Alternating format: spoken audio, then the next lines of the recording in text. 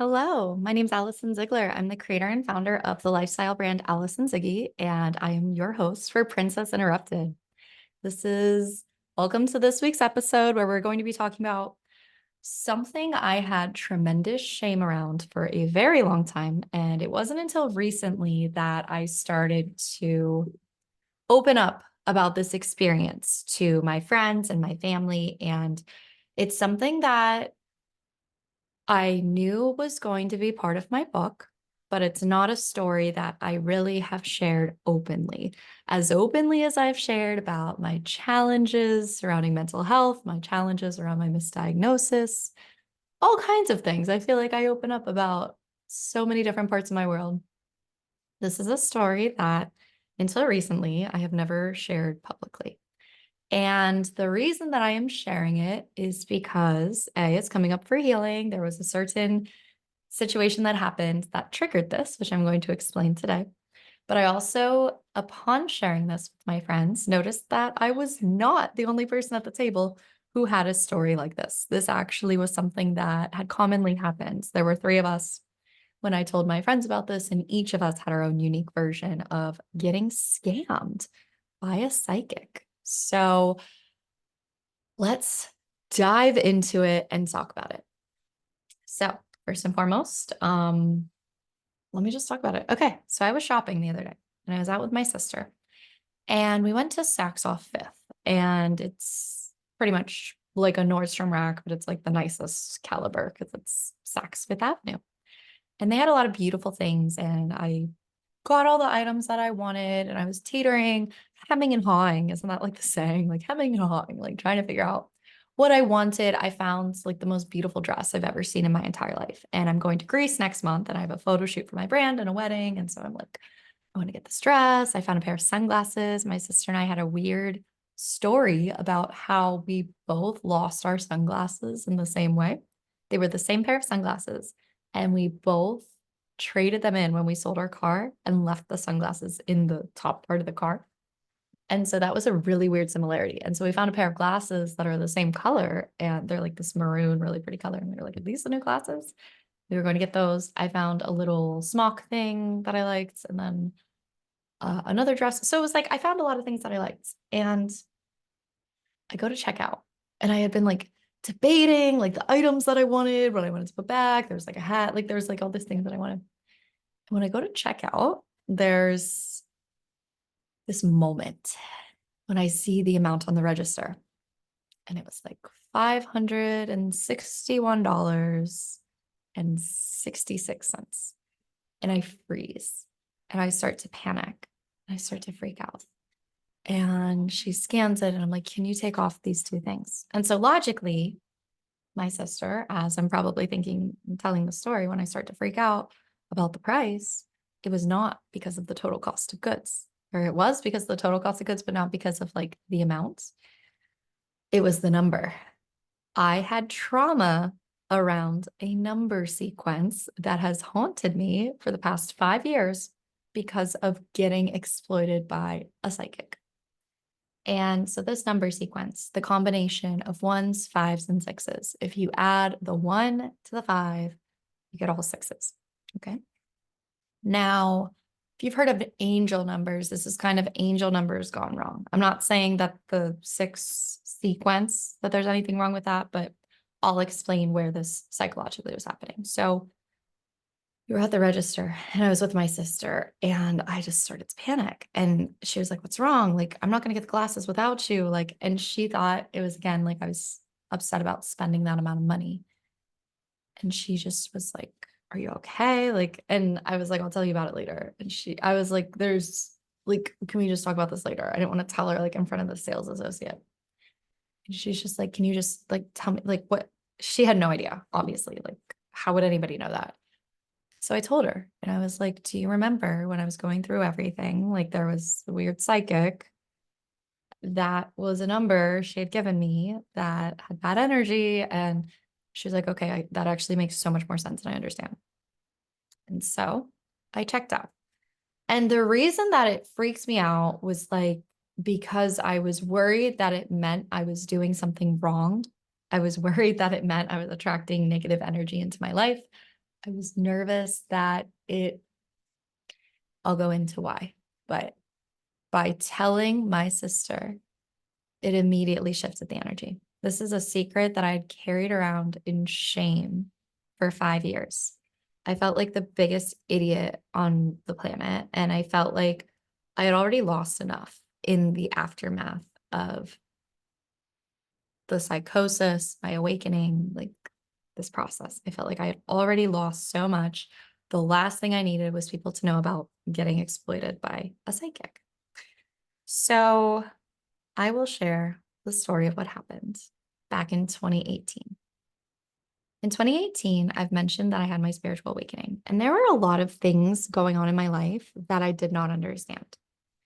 It was the first time I had experienced channeling. It was the first time that so many things had happened. First time I started meditating. It was the first time I started like communicating with the universe in terms of number sequences. And I started to see things. And there's a whole twin flame element to what was going on, which that's a story for a different day. But just know, like, I felt like a stranger to my life. I had no idea what was happening. I had no idea. I just knew that my old life didn't fit anymore. And I felt so misunderstood. I felt misunderstood by my friends. I felt misunderstood by my coworkers. I felt misunderstood by my family. I was like living my life up in the ethers, and my life as it had been no longer really made sense. I'd started to lose interest in what I was doing in my job. I was watching tarot readings instead of calling accounts. And what's interesting is it like I had been interested in this work for so long, and then reasons I'd stopped being interested in it. Like I did have a $40,000 pay cut. I'd experienced a huge pay cut at work. So naturally I was demotivated. I felt like I was competing with my past self. And it was like I couldn't muster the interest in what I was doing anymore. It was really frustrating to me because I had been interested in it for so long. And I felt like everybody else seemed to be okay with making less money. I just wasn't. And I felt like there was something wrong with me for wanting more, which is a theme of what we talk about a lot. There's nothing wrong with you for wanting more. So anyway, I felt like the stranger to my life. And I found a flyer for the psychic in my neighborhood. I lived in the West Loop at the time. And I went to see her, and she started to do a card reading. And when she did the card reading, I was kind of like, no, I don't need your help. Like, I don't need a reading. Like, I need help. And so I was going to her and I was like, I need help. And she was like, okay, like, here's a crystal. It was like $50. She's like, you can come back. I went back and she said, I can read your aura. It need $650 or $750, something in that realm for crystals and whatnot. So I paid her. But on the way to the ATM, my intuition literally said to me, she's lying. It was very quiet. It was very momentary, but it just goes, she's lying. And I didn't have experience with deciphering between what was my intuition versus what was my higher self at this point in time in my life, or what was my intuition versus what was my ego. I didn't realize that was my intuition. And so I went, I got the money and I gave it to her. She looks into my aura and she said, does this number sequence mean anything to you? She gave me the numbers 1656. And I searched everywhere in my life for this number sequence because it didn't. I had no idea. I was like, is it my printer? Like my printer is like an HP 566 or something. Is it? And, I had all these things that I thought that it was. And I like even asked my family, I asked people at work, I was like, does this number mean anything? Like it was like this scavenger hunt in my life to find what this number meant, because this number had the secrets for what I was experiencing and what had gone wrong and all of the above. And so she says, okay, so this is drawn out over the course of many weeks. And I started to trust her more and more. And this grew to be someone who I really confided in. And at a time where I felt really misunderstood in my life, she was so there for me. So I thought she was so She had very motherly energy. She was really like, she just really reassured me that everything I was experiencing was what I was meant to be experiencing, that anything that was falling away was making space for the new, that I was ultimately going to get the things that I desired. It was just a matter of time. But eventually, she started to allude to the fact that there was a negative energy in my field, and it was preventing the things that I was desiring from happening. And that if I didn't clear this energy, things were just going to continue to fall apart and go wrong. And I would be repeating the same cycles that I've been repeating from many prior lives. And so she said that I needed to get the amount of 1656 in cash out from the bank. So I did, and she didn't have me give it to her. She just said, you can like sleep with this or like rub it on yourself or you, and then she had me get a safe deposit box out at the bank because she said that a safe deposit box is essentially like a coffin. And when you put the energy in the coffin, it lays it to rest. And so I did that and I would await her instructions and see if anything had shifted. And then she said, this is more dire than I realized. She said, she had me come in and we sat down with the numbers and she was like, let's like figure out what this means. And I can understand why listening, you might be like, you're a fucking idiot. And it was hard not to say that to myself after this. But I just really, like, there are so many people who are in a state of desperation, who are in a state of like, would do anything to fix their lives. Like, I was so confused as to what I was going through. I was so confused as to what had become of my life. I felt like a stranger to myself. And so she had me come in and we wrote down the numbers. And that's when she added the 1 to the 5 and got 666.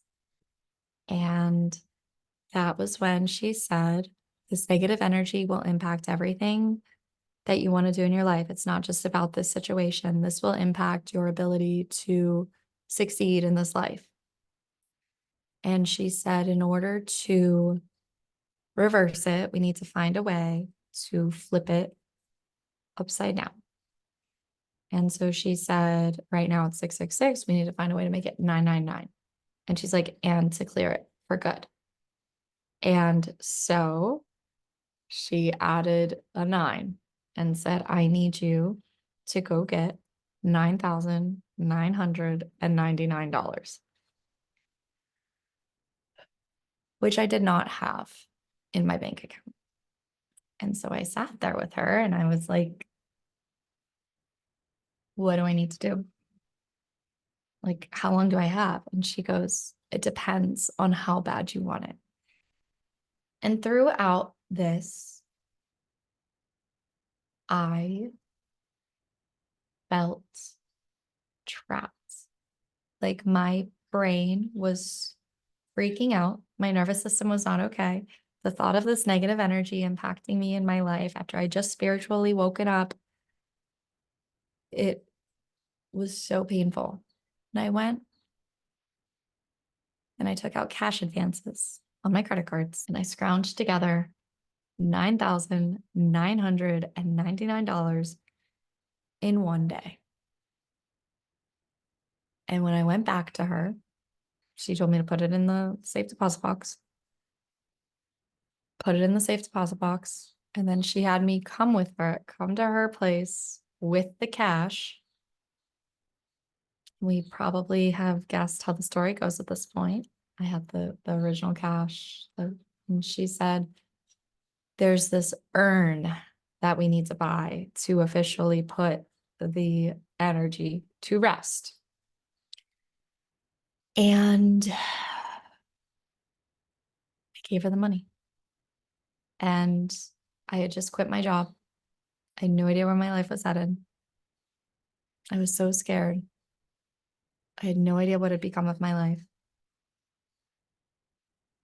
I gave her the money. And then I became codependent on her because I felt like I had no other choice. Like to believe that I had been duped out of this money when I had to move out of my apartment because could no longer pay rent on it, had to move in with my dad. The thought of that was too much to bear. There was this other element where I had just had resentment towards my old job. And part of me just, I don't want this money anymore. Like, I don't want the money from this way. Like, I'll make more money. Money will come back. Money comes, money goes. And I'll make the money in a more aligned way. I just felt the need to separate myself from my old job. And so I gave her the money and I grew codependent on her.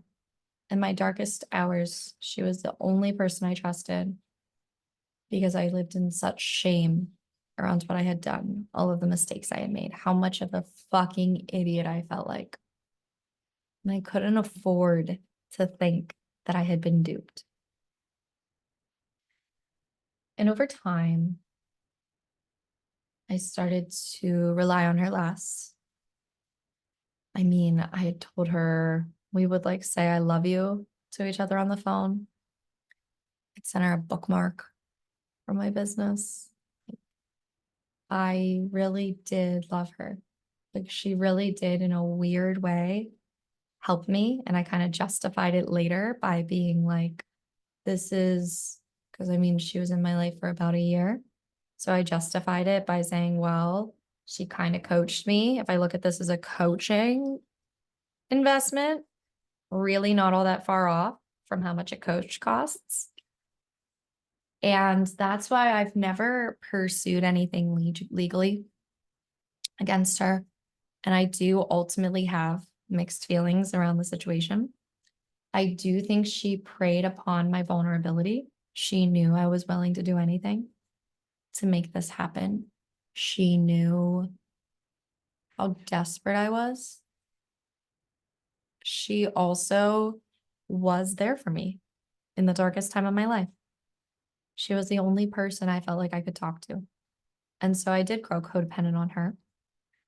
When I moved to New Jersey in 2020, like February 2020, before the pandemic, she had told me that there was a negative energy impacting my cats. She would need another $5,000 to clear it.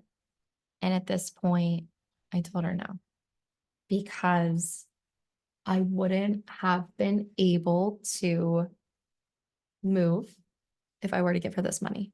And in that moment, I chose myself. And after she had asked for more money, the exchange, I knew I couldn't continue to rely on her to the same degree. So we stopped talking on the phone. We would text here and there. We caught up once when I lived in Philly, and she told me something about the strawberry moon and asked for more money. And I cut it off. I eventually fell out of the codependent pattern.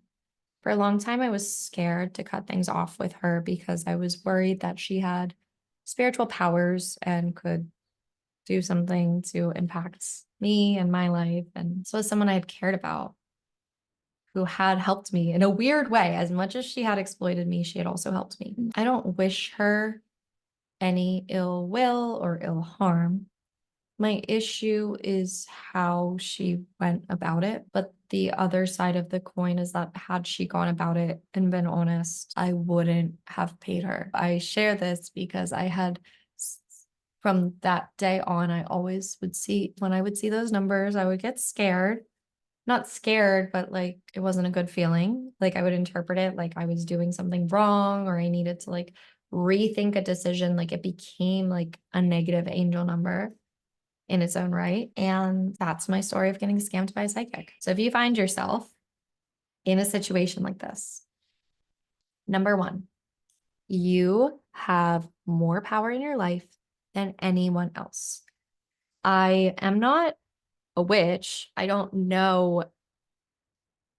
I want to be like, I don't know about the spiritual implications of like curses or things like that. But I believe that you get to choose what is honestly true for you. And if somebody tells you that they're the only one who has the power to remove this from you, I do not believe that that's true. I believe that there are healers who have access to the higher dimensions and higher realms. And I do believe that there's a lot on the spiritual plane that we can't see. I do believe that this woman was incredibly gifted. I do believe that she had insight into the spiritual realms. She had insight into the collective consciousness. But I also believe that she saw the strings that she needed to pull in order for me to take the actions that she wanted me to take to give her the money. I still think about it sometimes. I still think about it because it wasn't honest and it wasn't forthright and it wasn't right. If you find yourself in this situation, you are the person with the autonomy over your life. If somebody says this to you, you need to talk to a family member. You need to talk to somebody and somebody who will like understand and help you. Like if I were to go back in time to myself in that situation, I'm going to close my eyes and like really tap into the energy so that I do like a good service of explaining this. I believe that everything happens for a reason, but just know. And so I'm saying, like, I don't know that there's anything I would have done differently aside from not giving her the money. But I didn't have the tools to regulate my nervous system to make that decision. And I didn't have the confidence in myself to walk away from that. So if you're facing this situation right now where somebody is asking you for a large amount of money to clear a curse or to do something, I invite you to center back into your body and to do practices that like breath work, somatic healing, go to yoga, go to a Reiki practitioner, go to get acupuncture. There's other things that you can do. I do not believe that the universe would punish us in this way, where the only way to clear something would be to give money to someone who has insights into things that you do not have. I do not believe that that's how the world looks. So if you find yourself in this situation, just know you need to release the shame because you're not going to accomplish anything through feeling guilty or feeling shameful or being embarrassed about what has happened. But just know you can bounce back from this and that money can be recouped. If you lose money, it's not permanent. Money is an energetic resource. It's always in circulation. It's always in flow. And if you've experienced a financial loss like this, know that there is a way to recoup your losses. Nothing's permanent.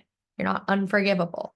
I had a lot of shame around this because I'm kind of like, who would want to be with me after knowing that I did something like this? I sound like the most irresponsible person on the planet. Like it sounds so, and that was something that happened to me. That doesn't mean that I'm a bad person. It doesn't mean that I'm a fucking idiot. It doesn't mean that I'm terrible with money. It means that I got exploited at an incredibly vulnerable time in my life, and I chose to move on from it and use the story for good. And I know that through the sales of my book, I will more than recoup those losses. So at the end of the day, I can thank her for the story, take the lessons, and choose to move on and choose to empower myself for how far that I've come. And so again, I share this with the intention of letting you know, like if you've experienced this, you're in good company. You can bounce back from it. You can recover. I would never do that now. I would never give someone the power to put me in that position, actually. So anytime I see psychics in storefronts, I walk right past. If I have any card readings, very cautious with them. And I have a lot of people in my life that I trust now. Thank you so much for joining me today. I love you. And your journaling exercise today is to forgive yourself for any past financial indiscretions, whether they were scams or whether they were situations like this. I invite you to release the energy and do this through your journal and say, I forgive myself. This is Amanda Francis says this, and I love it so much. I forgive myself for judging myself for. So in my journal around this specific example, I forgive myself for judging myself for getting exploited by a psychic. I forgive myself for judging myself for being scared of numbers. I forgive myself for judging myself for this entire situation. I love you. I love you. Like I said, it's not an episode if the cat doesn't come. Are you sleeping, baby? Do you want to say hi? Miko wants to say hi.